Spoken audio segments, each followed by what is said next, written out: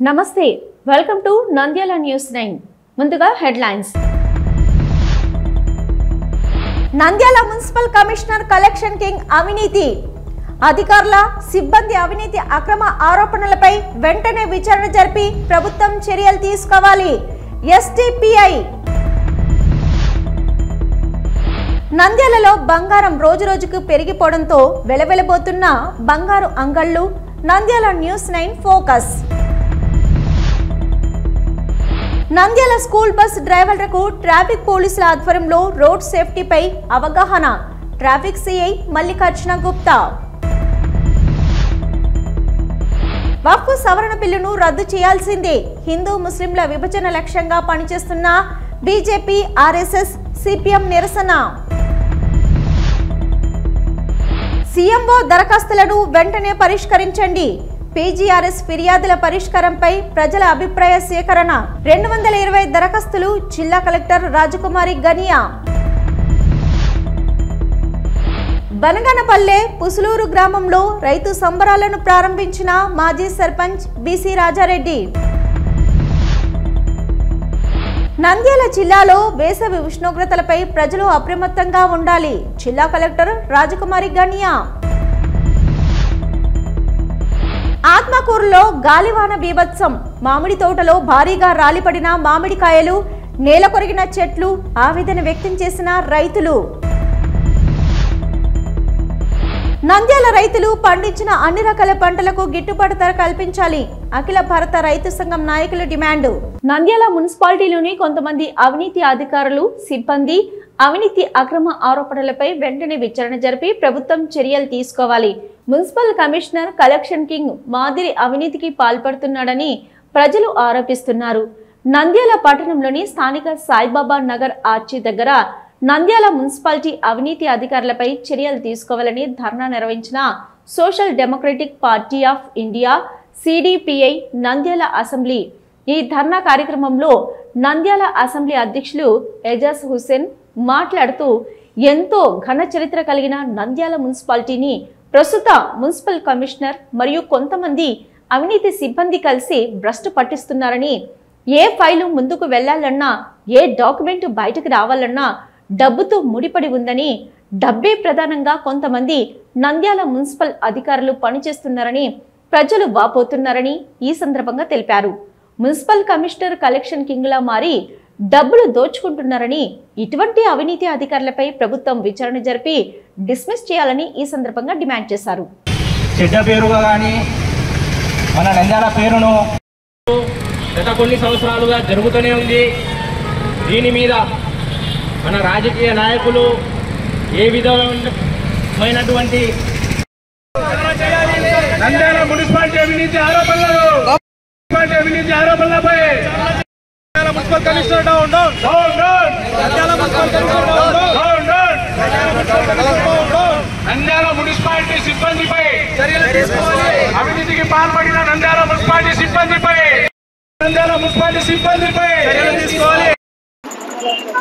Nandyal municipal commissioner ఈ రోజు నంద్యాల మున్సిపాలిటీకి చెడ్డ పేరు రావడానికి ఏకైక కారణం Nandyal municipal commissioner. Nandyal municipal commissioner collection king మాదిరిగా ఒక దౌర్జన్యానికి మరియు దోపిడీ ప్రజా డబ్బుల్ని దోపిడీ చేస్తున్నాడు. నంద్యాల ప్రజల నుంచి పన్నులు వసూలు చేస్తూ ఆ పన్నులు నంద్యాల మున్సిపాలిటీకి కాకుండా తన ఇంటికి మరియు తన బ్యాంకు ఖాతాలకు మరియు ప్రజాప్రతినిధులకు తరలించి నంద్యాల మున్సిపాలిటీని సర్వనాశనం చేస్తున్నాడు. ఇటువంటి నంద్యాల మున్సిపాలిటీ కమిషనర్ నంద్యాలకు రావడము మా నంద్యాల ప్రజలకు సిగ్గుచేటు. ఇటువంటి కమిషనర్ మీద వెంటనే చర్యలు తీసుకోవాలి ప్రభుత్వము. ఈ కమిషనర్ వెంటనే సస్పెండ్ చేసి ప్రభుత్వం మరీ ముఖ్యంగా నంద్యాల స్థానిక ఎమ్మెల్యే అయిన మరియు మంత్రి మైనార్టీ శాఖ మంత్రి ఫరూక్ గారు ఇతని మీద చర్యలు తీసుకొని ఇతను సస్పెండ్ చేయాలి. మీరు ఎక్కడ ఏ నంద్యాల మున్సిపల్ కార్యాలయంలో ఎక్కడ ఏ ఫైలు కదిపినా డబ్బు డబ్బు డబ్బు డబ్బు లేకుంటే నంద్యాల మున్సిపల్ కార్యాలయంలో పనులు జరగవు. డబ్బు లేకుంటే మీ ఫైల్ ముందర కదలదు. ప్రజలు మీ మున్సిపాలిటీ వల్ల విసిగిపోయినారు. ఇటువంటి మున్సిపాలిటీ ఉండడము మా అందరికీ బాధాకరమని ప్రజలలో ఒక చర్చ నడుస్తుంది. దీనిపై విచారించి మరియు దీని మీద చర్యలు తీసుకోవాల్సిన బాధ్యత ఎన్ఎండి ఫరూక్ గారి మీద ఉంది. మీరు ముందుకు కదలండి. ఇతను కూడా చెప్పుకుంటున్నాడు ఒక ఇష్యూలో ఇదే మున్సిపల్ కమిషనర్ లంచం తీసుకున్నాడని బయట టాక్ వస్తే నేను ఒక్కరిని కాదయ్యా మంత్రి గారు కూడా డబ్బులు ఇచ్చాను, ఎమ్మెల్యే గారు కూడా మేము డబ్బులు పంపించామని చెప్పాడు. అతన్ని అది చెప్పి 6 నెలలైంది, ఇంతవరకు అతని మీద చర్యలు తీసుకోలేదు. కనీసం ఇప్పటికైనా ఇప్పుడు ప్రభుత్వం మేల్కొని ఇటువంటి అవినీతి అధికారిని, ఇటువంటి లంచగొండి అధికారిని మీరు సస్పెండ్ చేసి మిగతా అధికారులకు, మిగతా ప్రజలకు, మరియు మిగతా మున్సిపల్ సిబ్బందికి ఒక భయం కలిగించేలా ఇతని మీద చర్యలు తీసుకోవాలని social democratic party of India తరఫున డిమాండ్ చేస్తున్నాము. లేని పక్షంలో ఈ మున్సిపాలిటీ అవినీతిపై పెద్ద ఎత్తున ప్రజా ఆందోళన నిర్వహించి ప్రజల్లో వెళ్తామని మిమ్మల్ని హెచ్చరిస్తున్నాము. జై హింద్, జై సిపిఐ. 125 సంవత్సరాల చరిత్ర కలిగిన నంద్యాల మున్సిపాలిటీలో ఎంతో మంది నాయకులు నంద్యాల మున్సిపాలిటీని మరియు నంద్యాలని అభివృద్ధి చేయాలని ఎంతో మంది నాయకులు పనిచేశారు. కానీ గత 15 సంవత్సరాలుగా మనం చూసినట్టయితే నంద్యాల మున్సిపాలిటీలో దాదాపుగా 2 సార్లు ముఖ్యమైన ఫైళ్లు కాలిపోవడం జరిగింది. ఇది నంద్యాల ప్రజలందరికీ తెలుసు, నంద్యాల ప్రజలందరికీ విదితమే. మరియు దాని తరువాత నంద్యాలలో 7.5 కోట్ల రూపాయలు అవినీతి జరిగింది 2020లో. అప్పుడు ఆ 7.5 కోట్ల రూపాయల అవినీతి 2014 నుండి 2019 వరకు జరిగింది. అప్పుడు 4 సంవత్సరాలు టీడీపీ ప్రభుత్వం, 1 సంవత్సరం వైసీపీ ప్రభుత్వం ఉండే. ఈ అవినీతి అక్రమాలకు కారణమైన వారిపై ఇంతవరకు చర్యలు తీసుకోలేదు. దాని తర్వాత మనం చూసినట్టయితే ప్రతిరోజు ఏదో ఒక రూపంలో వారానికి ఒకసారి న్యూస్ పేపర్లలో మరియు మీడియాలలో నంద్యాల అవినీతి అక్రమాలపై, ఆరోపణలపై న్యూస్లు మరియు వార్తాపత్రికలలో వస్తుంది. దీనిపై ఏ రోజు కూడా మన నంద్యాల మున్సిపల్ కమిషనర్ కాదు, ఈ ఆరోపణలు తప్పు, ఈ విధంగా మా సిబ్బంది ప్రవర్తించలేదు అని ఏ రోజు కూడా క్లారిటీ ఇవ్వలేదు. దానికి సంబంధించిన నాయకులు కూడా ఏ రోజు కూడా క్లారిటీ ఇవ్వలేదు. దీనికి అర్థం ఏమిటి? అవినీతికి అక్రమణకు అడ్డగా మారిందే నంద్యాల మున్సిపాలిటీ అని ఈరోజు మేము ప్రశ్నిస్తున్నాము.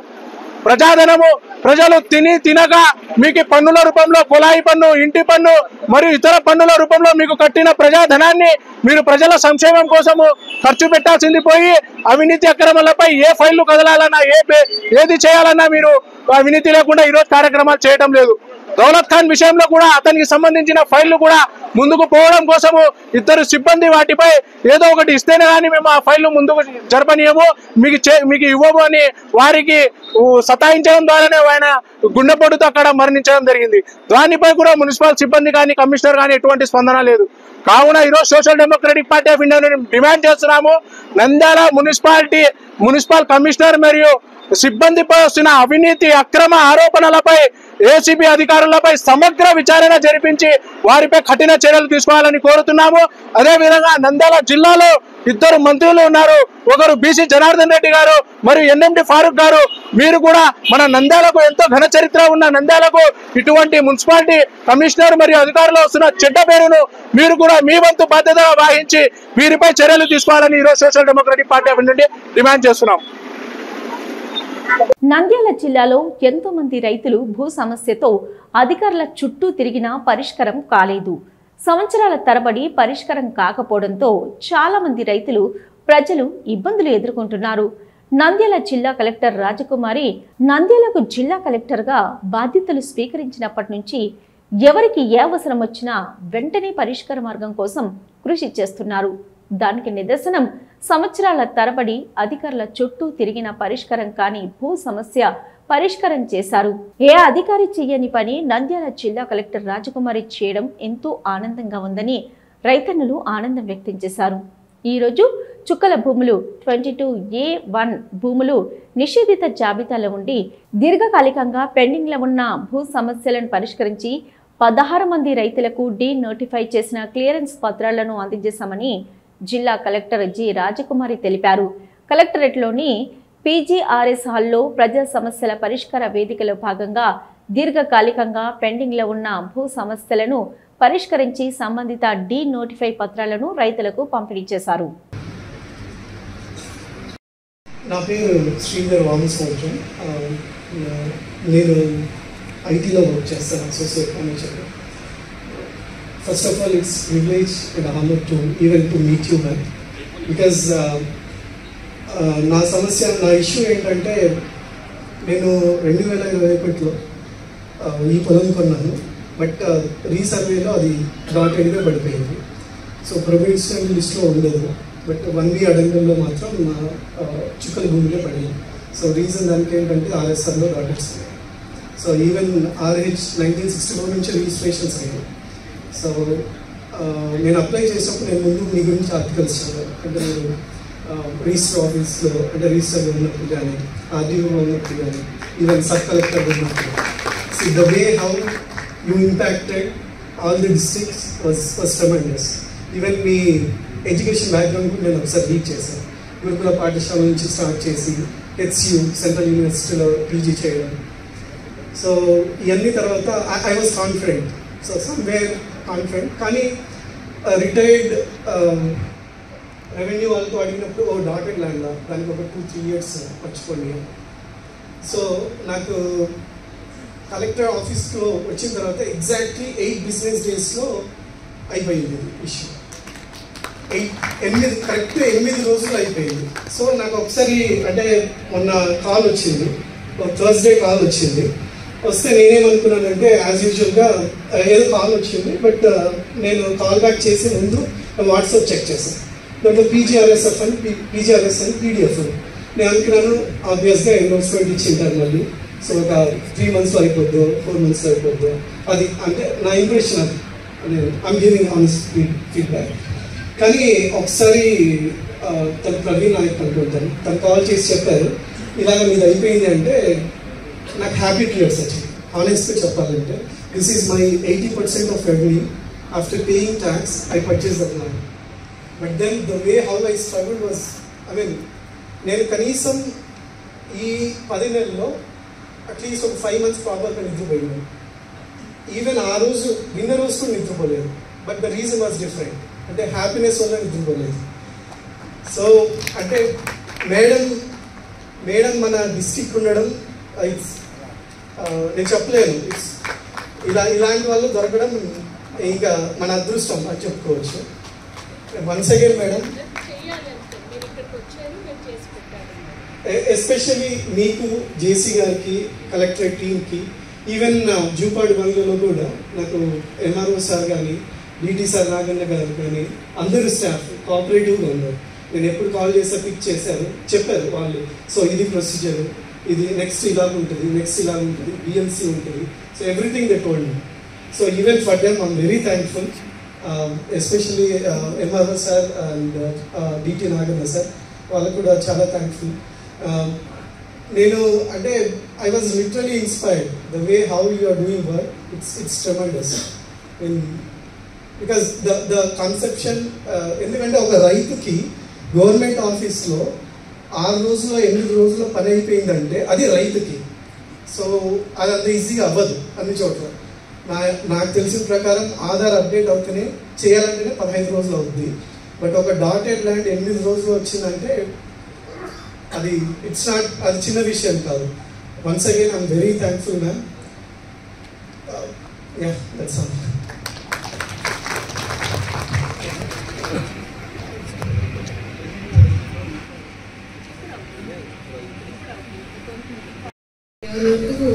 కలెక్టరేట్ టీమ్కి త్వరగా ప్రొసీడింగ్స్ చేయాలి అన్నప్పుడు వాళ్ళు ఎఫర్ట్ పెట్టి చేశారు. ఇంకా ఒక 3-4 ప్రొసీడింగ్స్ చిన్న ఇష్యూస్ వల్ల ఇవ్వలేకపోయాం. అవి నెక్స్ట్ మండేకి ఇచ్చేస్తాము. డిస్ట్రిక్ట్ రిజిస్ట్రార్ గారికి ఏమేమి ప్రొసీడింగ్స్ మీకు ఇచ్చామో అది ఇమీడియట్గా ప్రొహిబిటరీలో ఉంటే తీసేయాలి. తర్వాత ఆల్ తహసీల్దార్స్ డాటెడ్ ల్యాండ్స్ అన్నీ కూడా మీకు 30 days టైం ఉంటుంది కదా అని చెప్పి వెబ్లైన్లో అది మన ఇది ఎంటర్ చేయడం అన్నది మర్చిపోవద్దు, అప్డేషన్ చేయడం అన్నది. ఎందుకు చెప్తూ ఉన్నాను అంటే నేను ఇచ్చిన ప్రొసీడింగ్కి విలువ ఉండదు. ఈ రోజే మీకు అందుతాయి కాబట్టి ఈరోజు evening or by tomorrow evening 1 day time ఇస్తూ ఉన్నాను. బై ద టైం మీకు వెబ్లైన్లో అప్డేషన్ అయిపోవాలి. తర్వాత ఇప్పుడు IT ప్రొఫెషనల్ వాళ్ళు మాట్లాడారు, అది తహసీల్దార్ లాగిన్లో చేయడానికి అవ్వదు, జేసీ గారి లాగిన్లోనే చేయాలి అని. That issue also with in 3-4 daysలో రిజాల్వ్ అయిపోవాలి అలాంటివి. ఎందుకంటే అగైన్ మేము ఇలా అప్డేట్ చేయలేకపోయాము అని చెప్పి you have to send a small report. ఆ రిపోర్ట్ని బేస్ చేసుకొని DRO గారికి వెంటనే మాట్లాడండి, కోఆర్డినేషన్ సెక్షన్లో పెట్టేసి DRO గారు ఇప్పుడు జేసీ ఇన్ఛార్జ్ ఉన్నారు కాబట్టి వీ విల్ అప్డేట్ దమ్. అది కూడా త్వరగా అయిపోవాలి. ఏదన్నా కూడా ప్రొలాంగ్ చేయడానికి వీలు లేదు.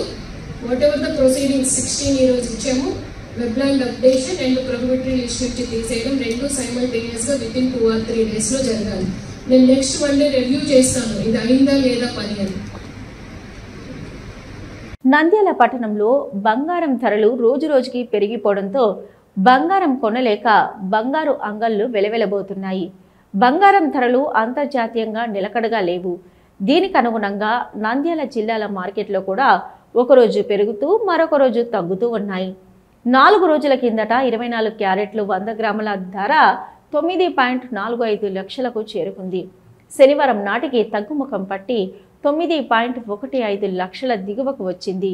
22 క్యారెట్ల ఆభరణాల బంగారం ధర 100 గ్రాములు 8.63 లక్షలకు చేరుకుని తిరిగి 8.35 లక్షలకు దిగివచ్చింది. రోజుల కిందట కిలో వెండి ధర 1.03 లక్షలకు చేరుకుంది. శనివారం నాటికి కిలో వెండి ధర 90,500కు తగ్గుముఖం పట్టింది. దీంతో వెండి బంగారు ఆభరణాలు కొనుగోలు చేయాలనుకునే వారు ఎటు తేల్చుకోలేక ఊగిసలాడుతున్నారు. కొనుగోలుదారులు లేక బంగారు వస్తువుల విక్రయ దుకాణాలు విలవిలబోతున్నాయి. వ్యాపారస్తులు వాపోతున్నారు.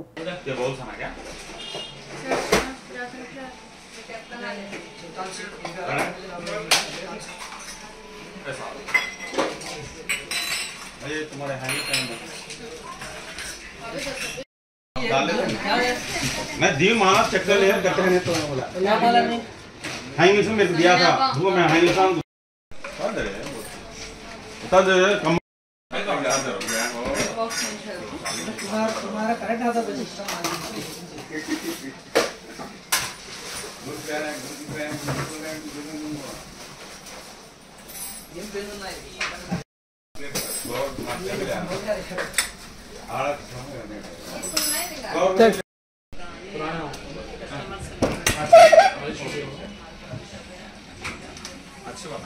ये आपको ना निकालना है. अच्छा चलो बेटा वो काटने से बोल देंगे. अन्ना सना 3000 नया से बात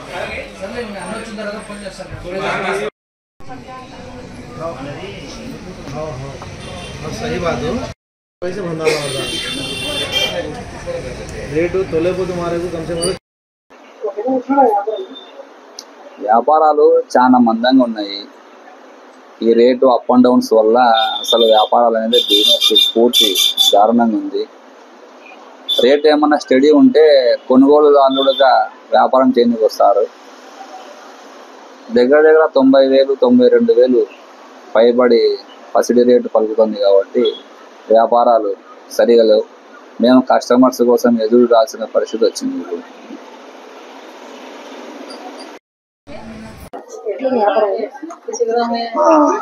వ్యాపారం చూస్తే ముందు కన్నా పోల్చుకుంటే చాలా తక్కువగా ఉంది.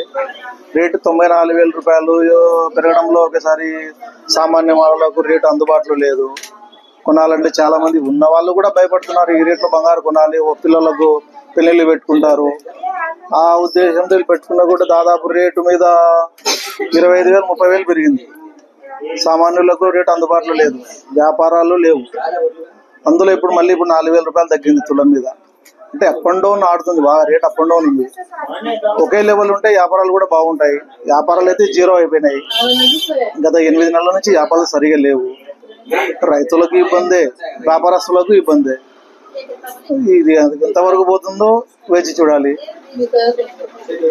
నంద్యాల జిల్లా ఎస్పీ శ్రీ అద్రాజ్ సింగ్ రాణా ఏఎస్పీ జావలి ఆదేశాల మేరకు రోడ్ సేఫ్టీపై స్కూల్ బస్ డ్రైవర్లకు అవగాహన కార్యక్రమం నిర్వహించిన traffic CI Mallikarjun Gupta Nandyal Ramakrishna degree కళాశాల ఆడిటోరియం నందు నంద్యాల ట్రాఫిక్ ఇన్స్పెక్టర్ మల్లికార్జున గుప్తా గారి ఆధ్వర్యంలో సుమారు 150 మంది స్కూల్ వ్యాన్ మరియు బస్సుల డ్రైవర్లతో రోడ్ సేఫ్టీ అవగాహన కార్యక్రమం విజయవంతంగా నిర్వహించబడింది. ఈ కార్యక్రమం యొక్క ప్రధాన ఉద్దేశం పిల్లలను రవాణా చేసే సమయంలో డ్రైవర్లు పాటించవలసిన రోడ్డు భద్రతా నిబంధనలపై అవగాహన కల్పించడమే. మద్యం సేవించి వాహనం నడపడం, మొబైల్ ఫోన్ వాడుతూ డ్రైవింగ్ చేయడం వలన కలిగే ప్రమాదాల గురించి స్పష్టంగా వివరించారు. అదేవిధంగా వాహనాలలో డాష్ కమ్లు మరియు సీసీటీవీ కెమెరాలు స్థాపించడం వల్ల కలిగే ప్రయోజనాలను వివరించారు. చెల్లుబాటు అయ్యే డ్రైవింగ్ లైసెన్స్ కలిగి ఉండటం అవసరమని, ఎక్కువ వయసున్న వృద్ధులను డ్రైవర్లుగా నియమించకూడదని హెచ్చరించారు.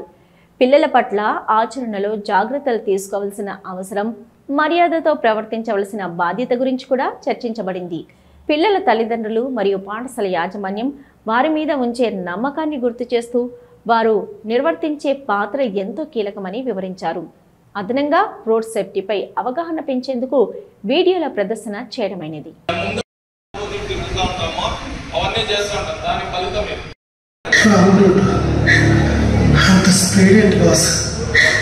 ఈ యూటర్న్ చాలా దూరంలో ఉంది, జస్ట్ ఇక్కడే కదా అని. ఈ యూటర్న్ చాలా దూరంలో ఉంది, జస్ట్ ఇక్కడే కదా అని. జస్ట్ మా ప్రాణం తీసేద్దాం అనుకున్నావా? తనకి దెబ్బ తగిలినప్పుడు నాకు నా ఫ్యామిలీ గుర్తొచ్చింది. బాస్ స్కూల్ బస్సులో కూడా ఇప్పుడు లేటెస్ట్ BS6 కదా, BS6 అన్ని వచ్చినాయి. అన్నిటికీ సీట్ బెల్ట్లు ఉంటాయి. కంపల్సరీ సీట్ బెల్ట్ అనేది కార్లే కాదు, ఈవెన్ స్కూల్ వ్యాన్లలో కూడా డ్రైవర్లు కూడా పెట్టుకోవాలి. అర్థమైందా? రైట్. ఇది ఇంకా మామూలుగా మీరు స్కూల్ వ్యాన్ కాదు, పోయేటప్పుడు కంపల్సరీ మోటార్ సైకిల్ మీద స్కూల్కి పోయేటప్పుడు, డ్యూటీకి పోయేటప్పుడు మీరు హెల్మెట్ పెట్టుకోవాలా. ఇప్పుడు మీకు ఒక అదృష్టం ఏమంటే మీకు ఇంకా కొద్ది రోజులు కుషన్ పీరియడ్ అనేది ఉంది చలాన్ లేయడానికి. అది ఆ భగవంతుడు మీకు ఇచ్చిన గిఫ్ట్. నంద్యాలలో చెప్తాను నన్ను, లేకపోతే ఈ పాటికి ఒక ₹1 కోటి చలాన్ వేస్తుంది ఒక నెలలో, గ్యారెంటీ, డౌటే లేదు. ఏమంటే ఒక కుషన్ పీరియడ్ వచ్చింది. మేము ఎందుకు వచ్చిందో అది మాకు తెలుసు, మేము పబ్లిక్ రివీల్ చేయదలుచుకోలేదు. ఆ చలాన్లు ఇంకా వేయటం లేదు. అంత లోపల మీరు రియలైజ్ అయ్యి మేము అడిగి వేలు ఫైన్లు కట్టించేటప్పటికి మీరు బాధపడకుండా ముందే ఈ అవేర్నెస్లో ఇది ఒక ప్రోగ్రామ్గా మీకు చెప్తున్నాం. హెల్మెట్ అనేది కంపల్సరీ పెట్టుకోవాలా. వెనక కూర్చున్న వ్యక్తి కూడా హెల్మెట్ పెట్టుకోవాలి. వెనక కూర్చున్న వ్యక్తికి కూడా హెల్మెట్ లేకపోతే ₹1000 ఫైన్. ఓకేనా? తెలుసుకోండి. ఇదిగో అక్కడ చూపించినట్టు బొమ్మ ఇది, అది ఇద్దరు పెట్టుకోవాలి అట్లా. నెక్స్ట్ ఇది చూడు, సెల్ ఫోన్ డ్రైవింగ్.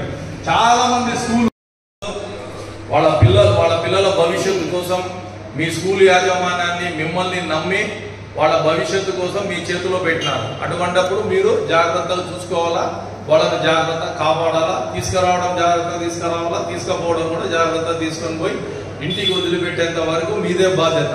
మీ పిల్లలకు ఒక చిన్న గిర్రబడినా ఎంత బాధపడిపోతారో, తండ్రిగా ఎంత సంక్షోభపడతారో, డాక్టర్ దగ్గరికి పరిగెత్తారో, స్కానింగ్లు, MRIలు, ఓ 10,000 20,000 డబ్బులు అప్పు చేసి చూపిస్తారా లేదా?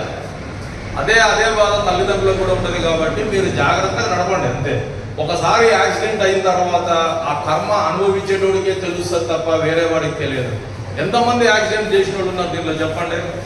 వివాదాస్పద వక్ఫ్ సవరణ బిల్లును నిరసిస్తూ సిపిఐ జిల్లా సమితి పిలుపు మేరకు నంద్యాల పట్టణంలోని శ్రీనివాస సెంటర్లో సిపిఐ పట్టణ సమితి ఆధ్వర్యంలో నల్ల బ్యాడ్జీలు ధరించి నల్ల జెండాలతో నిరసన కార్యక్రమాన్ని చేపట్టారు. ఈ కార్యక్రమం సిపిఐ పట్టణ కార్యదర్శి కె ప్రసాద్ అధ్యక్షతన జరిగింది. ఈ సందర్భంగా సిపిఐ జిల్లా సహాయ కార్యదర్శి ఎస్ బాబా ఫక్రుద్దీన్, పట్టణ కార్యదర్శి కె ప్రసాద్ మాట్లాడుతూ కేంద్రంలో బీజేపీ ప్రభుత్వం అధికారంలోకి వచ్చి 11 సంవత్సరాలు గడుస్తున్నా కనీసం ఏ ఒక్క హిందువుకైనా మేలు చేసిన అంశాలు ఏమైనా ఉన్నాయా అని ప్రశ్నించారు. కేవలం హిందూ ముస్లింలను మత ప్రాతిపదికన విభజించి బీజేపీ ప్రభుత్వం పబ్బం గడుపుకుంటుందన్నారు. 2014 ఎన్నికల్లో ఇచ్చిన హామీలలో ఏ ఒక్క హామీ అయినా అమలు చేశారా? మోదీ పాలనలో 1,00,000 పైచిలకు రైతులు, కూలీలు ఆత్మహత్యలకు పాల్పడ్డారని, వాటిపై ఏం సమాధానం చెప్తారని, పెరిగిన ధరలను నియంత్రించలేకపోయారన్నారు. ఏడాదికి 2 కోట్ల ఉద్యోగాల హామీ ఏమైందని ప్రశ్నించారు. ప్రభుత్వానికి మెజార్టీ ఉన్నదని, పార్లమెంటు ఉభయ సభలలో బిల్లును ఆమోదం చేస్తున్నదని, ఈ నియంతృత్వాన్ని భారత కమ్యూనిస్టు పార్టీ తీవ్రంగా వ్యతిరేకిస్తుందన్నారు. నంద్యాల ముస్లిం జేఏసీ అధ్యక్షులు ఎస్ అభిలేష్ మాట్లాడుతూ బీజేపీ ప్రభుత్వం తీసుకున్న నిర్ణయాన్ని ఇది ముస్లిం ఆస్తులను స్వాధీనం చేసుకునే ప్రయత్నం మాత్రమే కాదని, ముస్లింలను దేశానికి శత్రువులుగా చూపే ప్రయత్నమని అన్నారు. ఇక వక్ఫ్ బిల్లును ఆమోదించడం అంటే రాజ్యాంగ రచయిత డాక్టర్ బిఆర్ అంబేద్కర్ కు అవమానపరచడమే అన్నారు. సంఘానికి కానీ ఎవరికే కానీ ఇది మంచి చేసేది కాదు. ఇది కేవలం వక్ఫ్ బోర్డు ఆస్తులకు సంబంధించిన వ్యవహారమే కాదు.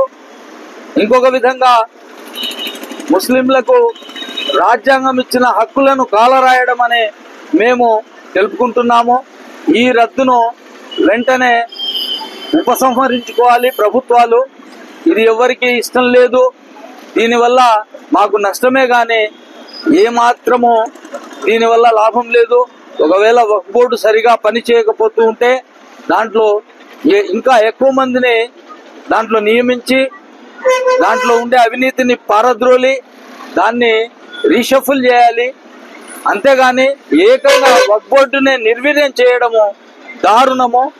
ఇది రాజ్యాంగ విలువలకు, రాజ్యాంగ మౌలిక హక్కులకు భంగం కల్పించేదని ఈ సందర్భంగా తెలియజేసుకుంటున్నాం. జై హింద్.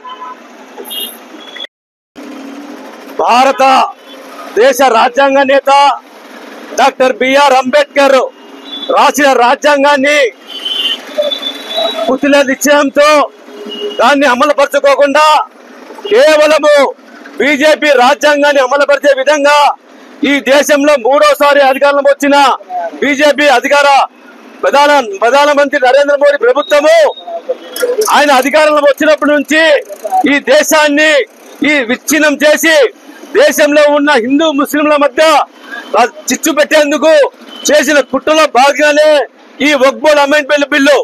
ముఖ్యంగా ఇవాళ మేము చెప్పేది ఏమంటే ఈ వక్ఫ్ బోర్డు అమెండ్మెంట్ బిల్లు పేద ముస్లింలకు ఈ ముస్లిం మదర్సాల వల్ల చదువుకునేందుకు, అదే విధంగా ఆ పేదలకు వాళ్ళ సంక్షేమ పథకాల వద్ద అందజేసేందుకు ఈ వక్ఫ్ బోర్డు బిల్లు అమలు చేయడం జరుగుతుంది.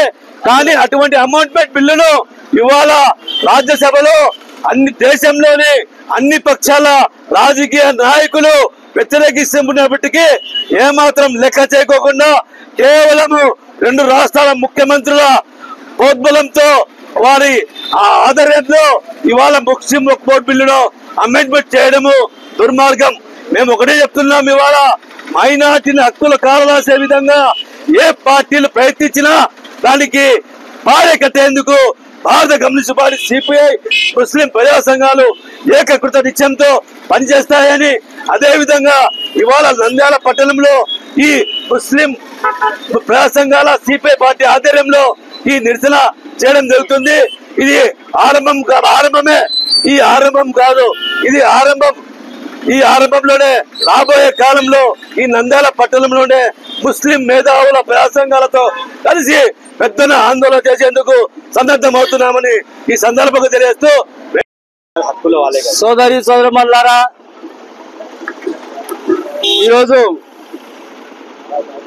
భారత కమ్యూనిస్టు పార్టీ సిపిఐ జిల్లా సమితి ఆధ్వర్యంలో మొన్న పార్లమెంటులో, రాజ్యసభలో మరి వక్ఫ్ బోర్డు సవరణ చట్టాన్ని ఆమోదించడాన్ని నిరసిస్తూ ఈరోజు నంద్యాల పట్టణంలోని ఎన్టీఆర్ విగ్రహం దగ్గర నల్ల జెండాలతో, నల్ల బ్యాడ్జీలతో నిరసన తెలపడం జరుగుతుంది. ముఖ్యంగా కేంద్ర ప్రభుత్వము అధికారంలోకి వచ్చి 11 సంవత్సరములు అయినది. మరి ఇచ్చిన ఏ హామీ కూడా నిలబెట్టుకోలేదు.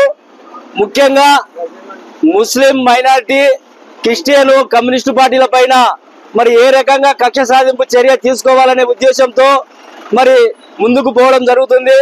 దానికి ఉదాహరణగా మొన్న మరి పార్లమెంటులో, మరి చట్టసభలలో ముస్లింల హక్కులను కాలరాసే విధంగా మరి వక్ఫ్ బోర్డు సవరణ చట్టం చేసి మరి వారికి చాలా ద్రోహం చేయడం జరిగింది.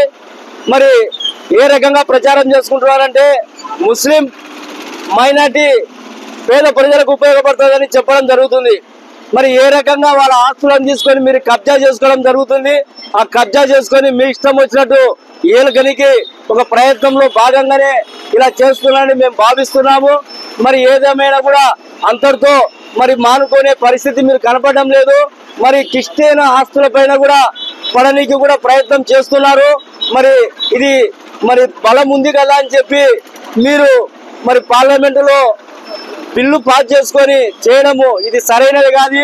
కింది స్థాయిలో చూసుకుంటే ఇక్కడ మరి ప్రజలు ఏ రకంగా వ్యతిరేకిస్తున్నారో, మరియు అక్కడ ఉండే పార్టీలో ఉండే ముస్లిం మైనార్టీ నాయకులు ఏ రకంగా నిరసన జరుపుతున్నారో, ఇక్కడ ఉండే వైసీపీ పార్టీ కానీ అధికారంలో ఉన్న టీడీపీ పార్టీ కానీ గమనించాలి.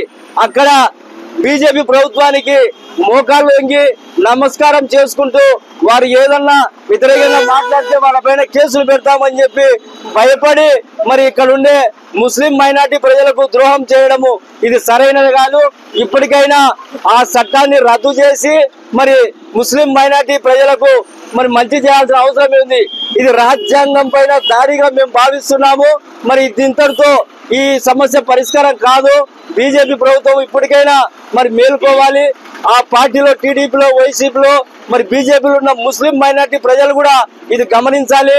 మరి ఎవరైతే మీకు అండగా నిలుస్తారో వాళ్ళ వెంట పోవాలా, కానీ ఓట్ల కోసం రాజకీయాలు చేసుకుంటూ వాళ్ళకు కడుపులు కొట్టి వాళ్ళ ద్రోహం చేసే మరి వాళ్ళ పార్టీలను ఎలక్షన్లప్పుడు వాళ్ళ ఎంట తిరగడము ఇది సరైనది కాదు. మీరు కూడా ఇప్పటికైనా ఆలోచన చేసి ఎవరు మనకు మంచి చేస్తున్నారు, ఎవరు మనకు మేలు చేస్తున్నారు అని చెప్పి మరి ఆలోచన చేయాల్సిన అవసరం ఎంతైందో అని చెప్పి కేంద్ర ప్రభుత్వము ఈ నిరసనలు ఉద్వత్తులుగా మరి ప్రవహించక ముందే మీరు ఈ చట్టాన్ని రద్దు చేయాల్సిన అవసరం ఉంది అని చెప్పి ఈ సందర్భంగా హెచ్చరిస్తున్నాం.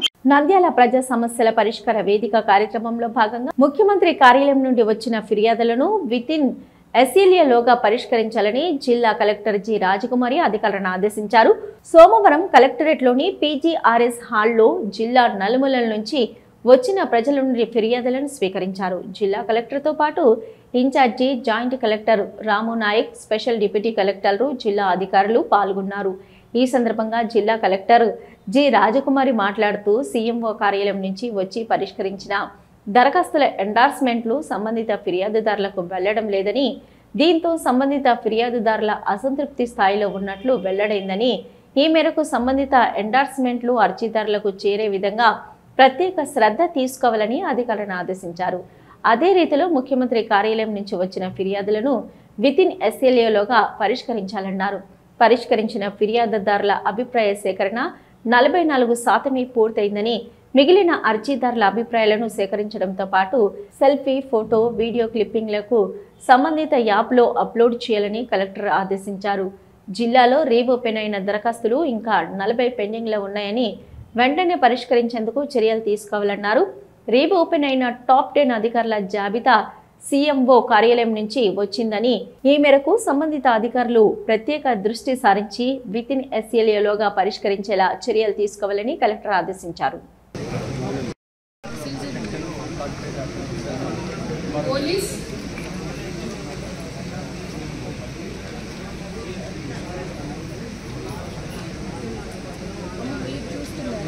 ఎవరైనా ఇల్లు అద్దెకిచ్చి ఖాళీ చేయకపోతే ఏదో ప్రొసీజర్ మీకు తెలుసా తెలీదా? ఆమె కుమారి అందరికీ గైడ్ చేసేది, తెలుసుకొని వారికి గైడ్ చేయండి. ఫస్ట్ పోలీస్ కంప్లైంట్ ఇవ్వాలి, ఇచ్చిన తర్వాత వాళ్ళు ప్రొసీడ్ అవుతారు.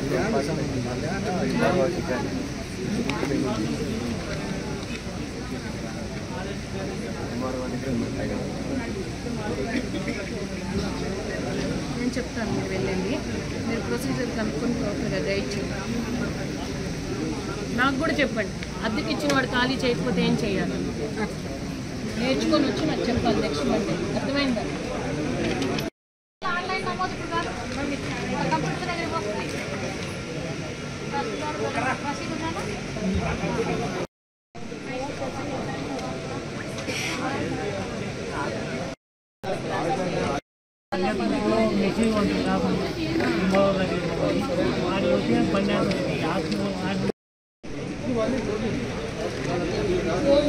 సెక్షన్లో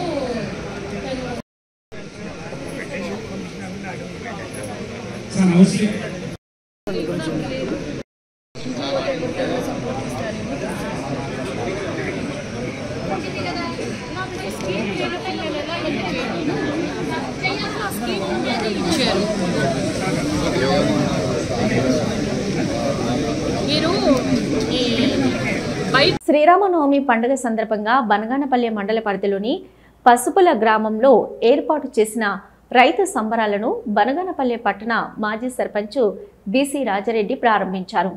పసుపుల గ్రామంలో ఈ నెల 6వ తేదీ నుంచి 10వ తేదీ వరకు శ్రీ సీతారాముల కళ్యాణ మహోత్సవాలను ఘనంగా నిర్వహిస్తున్నారు.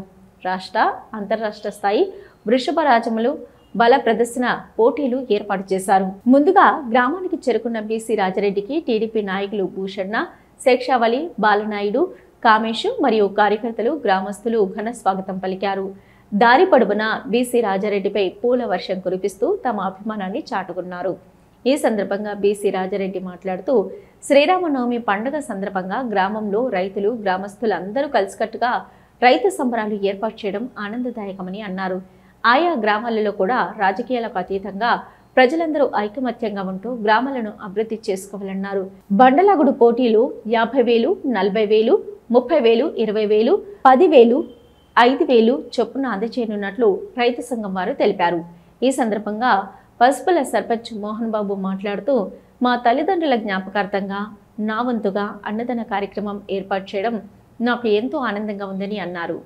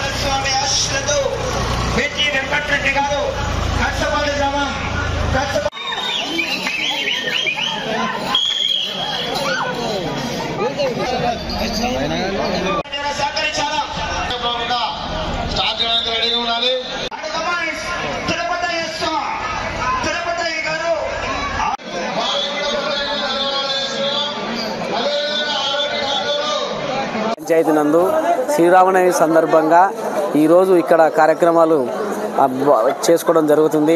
ఎద్దుల పందాలు, కబడ్డీ పోటీలు, ఇంకా పరుగు పందాలు, ట్రాక్టర్ రివర్సు, గుండు, సంద కొద్దిగా గత కాలంలో కొద్దిగా ఆగిపోయినాయి. ఈరోజు అంతా ఏకమయ్యి గ్రామం అంతా కూడా అందరూ కలిసిమెలిసి ఉండాలని శ్రీరామనవమి సందర్భంగా ఇక్కడ ఉన్న 6 ఊర్ల పంచాయతీ అయితేనేమి అందరూ కూడా ఇక్కడికి వచ్చి కలిసి మెలిసి ఇక్కడ భోజన కార్యక్రమం కూడా మా ఆధ్వర్యంలో మేము కూడా స్పాన్సర్ చేయడం జరిగింది.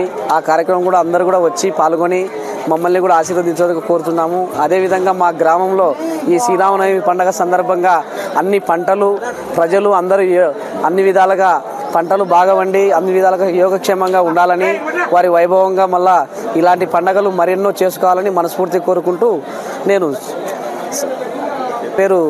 నేను మన పసుపల సర్పంచ్ మోహన్ బాబు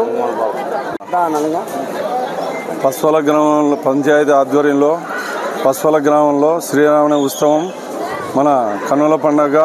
ఈ యొక్క గ్రామంలో ఈ ఎద్దుల పందాలు అయితేనేమి, ఈ పరుగు పందెం అయితేమి, కుర్చీల పందెం అయితేమి, పేరవాట ఉత్సవం అయితేనేమి, ఇక్కడ కోలన్న ప్రోగ్రాంలు మరి అందరూ కూడా గ్రామంలో ఎంతో సంతోషంగా కొన్ని 10 ఏళ్ళ నుంచి ఈ పండగ శ్రీరామనవమి అనేది చాలా గొప్పగా అందరం కలిసికట్టుగా చాలా ఉత్సాహంగా చేసుకుంటూ మరి పాడి పంటలు కానీ రైతులు అందరం కలిసి కూడా వర్షం మంచిగా గ్రామాలు బాగుండాలని కూడా ఈ యొక్క ఉత్సవాన్ని చాలా మంచిగా చేసుకుంటున్నాం.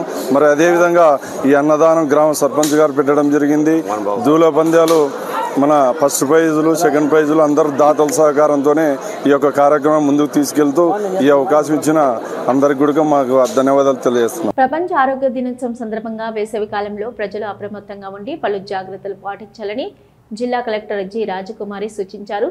సోమవారం కలెక్టరేట్లోని పీజీఆర్ఎస్ హాల్లో ప్రజా పరిష్కార వేదిక కార్యక్రమం అనంతరం రెడ్ క్రాస్ ఆధ్వర్యంలో ముద్రించిన కరపత్రాలను Indian red cross society chairman జిల్లా కలెక్టర్ ఆవిష్కరించారు.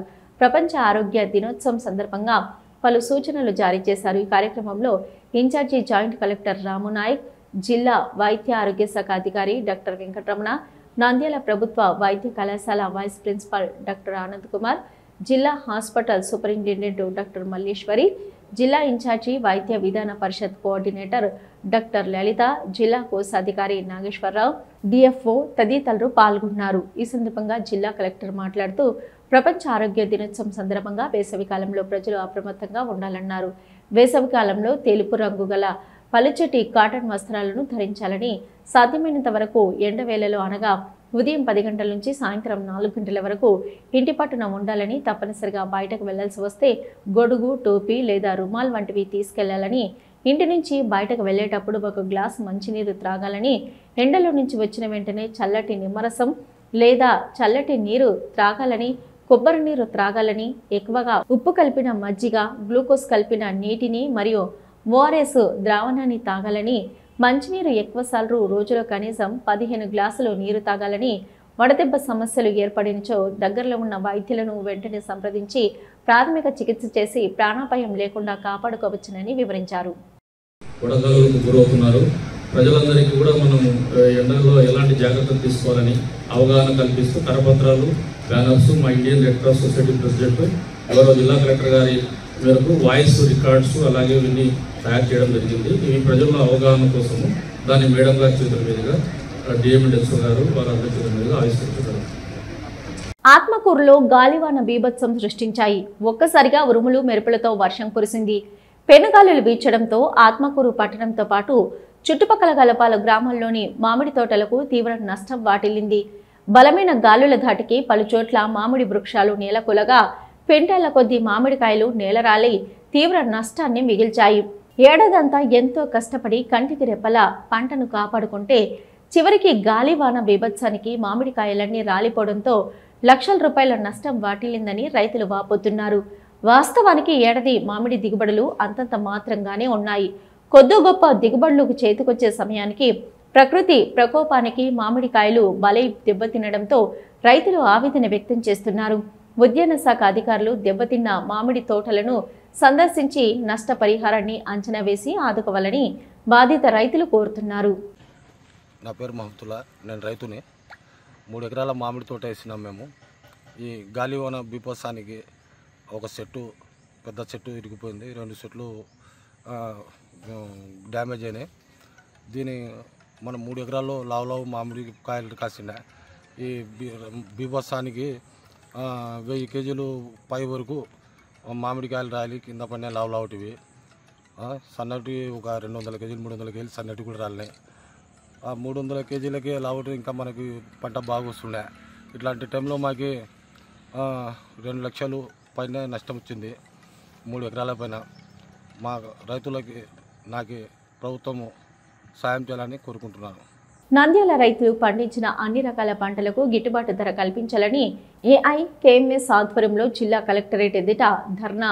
అఖిల భారత రైతు కూలీ సంఘం ఏఐకేఎంఎస్ రాష్ట్ర కమిటీ పిలుపు మేరకు సోమవారం స్థానిక నంద్యాల జిల్లా కలెక్టరేట్ ఎదుట ధర్నా నిర్వహించడం జరిగింది.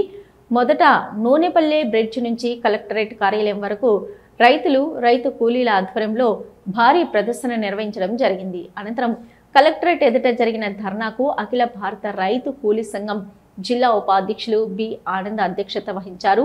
ఈ కార్యక్రమానికి ముఖ్య అతిథిగా విచ్చేసిన ఏఐఏఎంఎస్ రాష్ట్ర ఉపాధ్యక్షులు Y Narasimhulu, CPI ML New Democracy party Nandyal division కార్యదర్శి ఎం శంకర్ మాట్లాడుతూ రాష్ట్రంలో రైతులు పండించిన అన్ని రకాల పంటలకు కనీస మద్దతు ధర కల్పించాలని ఆయన ప్రభుత్వాన్ని డిమాండ్ చేశారు.